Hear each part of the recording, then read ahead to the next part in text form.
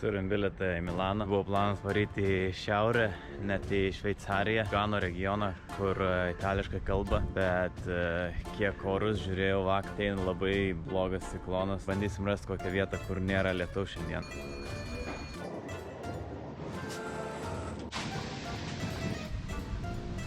Čia aš kažkur žadėjau varyti, kur raudona yra. Čia Milano, o čia yra langas toks, kur atrodo, kad neturėtų būti lietaus šiandieną. Važiuoju iki Milano ir užmačiau kiniečių rajoną, varom pažiūrėti, kas ten gera. Po kol kas žiauriai nuobodus atrodo tas Milano, bet gal pagerės, kai eisiu kiniečių rajoną. O jau kažką radau kinietiškas rašyta.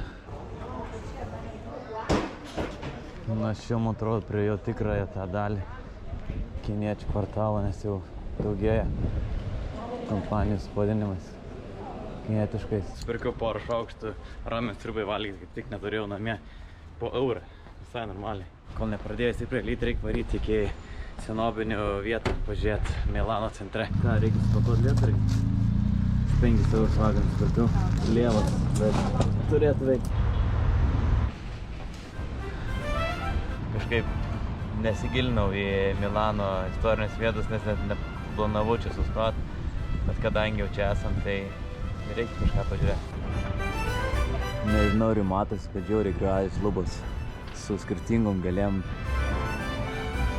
Vakar labai blogai miegojau tik apie 2 valandą ir reikėjo keltis 7:30, nes pusryčiai buvo 8 valandą ryto. Jau čia reikia įkalt vieną, o gal net ir 2 ekspresą.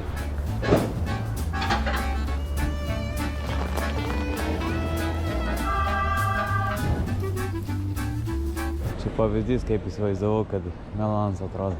Čia šitame sode kiaurus metus kažkas žydi. Nemačiau nei vieno žiedo, bet pagal idėją turėt kažkur kažkas žydėt. Bet tam kažkokios salotos bus.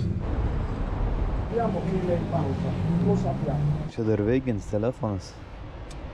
Geras. O tenai stotis traukinių. Varysim su traukiniu iki Reggio Emilia.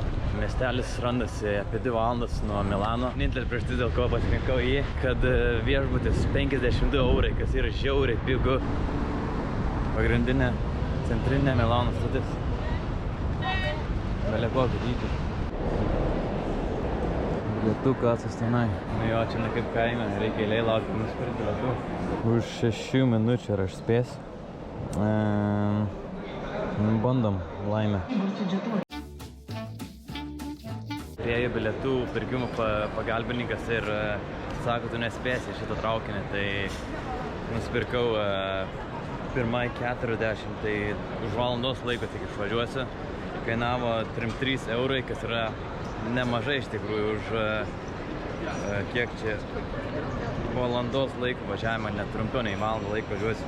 Man atrodo, aš įsėsiu į brangiai kažkokį traukinį, kuris labai greitai važiuoja. Nu žodžiu, yra kaip yra. Jau čia reikia varyti tūliką susirasti ir išgerti tą ekspresą, kurį žadėjau gerti jau prieš beveik 2 valandas. Lėjai tūliką kokį ilgą. Sprendėme žimo ant dangčio problemą. Wow! Scusa.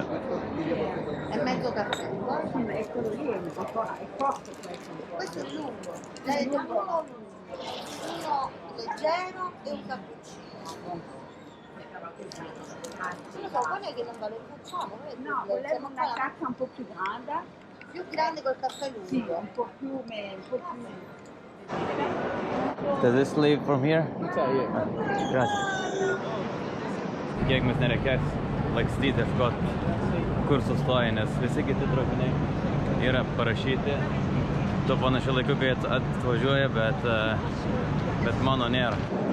Parašė 10 platformos ir eina tą traukinį. Nežinau, kad toks populiarus maršrutas. Antras ir 3 vagonas, mes 5 turbūt nuovis pareina. Tai jaučiu lūšį, pas 40 minučių, kurias pusę traukinėje.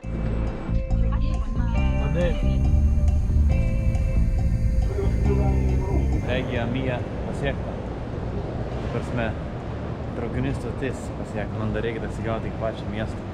5 kilometrai beveik. Šitie abu autobusai važiuoja link centro. 9 atvažiuoja iš 2 minučių, 5 už 8. Nusprendžiu nesivarginti žygiuodamas iki miesto, nes belia kiek esu pavargęs ir kuo toliau šitaip spausti, tuo mažiau bus įdomu keliauti ir dalintis įspūdžiais. Rašau, kad apie 19 minučių važiuosiu.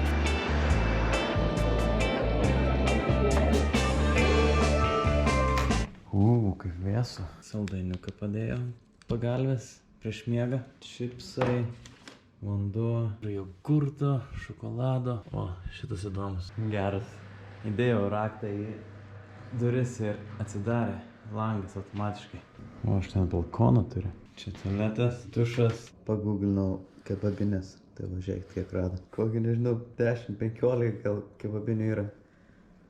Šitame mieste gyvena tik apie 23 000 žmonių. Labas rytas iš Reggio Emilia. Prieš varant kažkur toliau reikia pažiūrėti ir šito miestelio centrą, tad judame iki tenai. Visokios nuotraukas žmonių. Bet kai atitrauki, matos štai kas.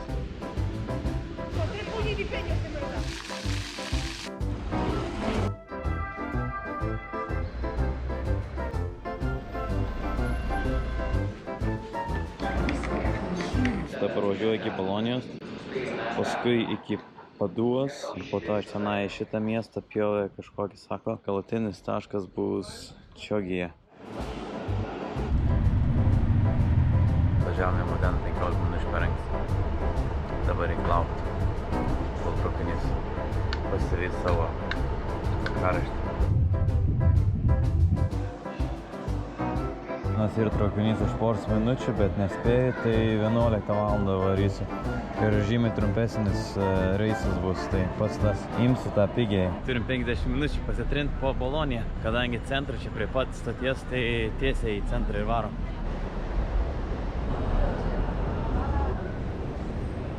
Pataikiau į turgų. Reikia man matyti surasti kažkur kepurę vasarinę, nes jau karštis pareina. Bus nekas. Į kur čia tas kepurės reikia ras man? Labai daug moterių iš krūvų, o vyram nematau nieko. Krivų dar radau. Kaip atrodo. Jaučiu galvą nukais man.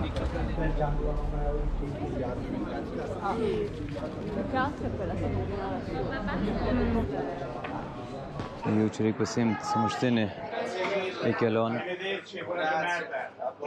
Pirkau kažkokį sumuštinį su baklažanais, su sūriu. Šitoks. O dabar bėgom įstoti 20 minučių reikia traukinio.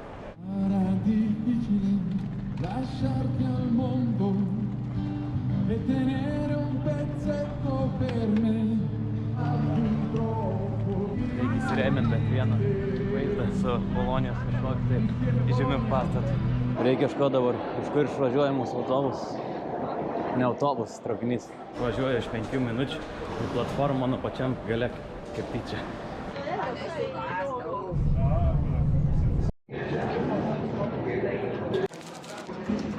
Ką esu Paduvos mieste, dar dautikai ir būsime Čiogijo mieste, kuriame ir nakvos šią naktį.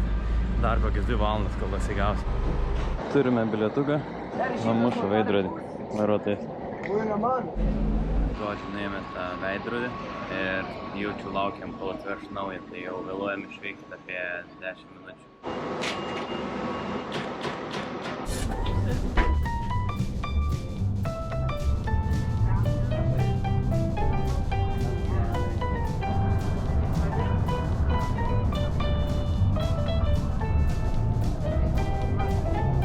Nu ką, po 6 valandų keliavimą pagaliau atvariau iki čia. Kokį rimtą raktą gavau. Kas čia yra, neatsirakina. Ai va, voila, turim tą kambarį. Galvoju pirmai, kad čia kažkokia dekoracija, bet žiūriu, kad čia tikrai siena įskilusi belekiek. Nu, bet nieko tokia, man nemaiš. Šiandienos vakarienė pica. Mamma mia! Pica buvo superinė. Dar turiu apie valandą laiko, kol sutems, tai varau iki forto kažkokio, tai kuris randasi už 2 kilometrų. Žudu kažkokį nukritimą nuo pagrindinio kelio.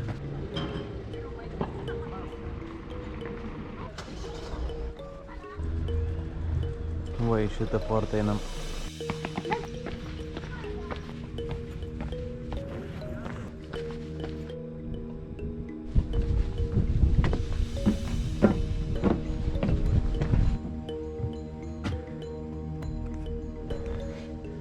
žodžiu, netidara, bet va šitaip atrodo tenai. Čia yra dar kažkoks takas, bandom paeiti. Ryt mes su šitom keltom, atrodo, kelsimės tą dalį.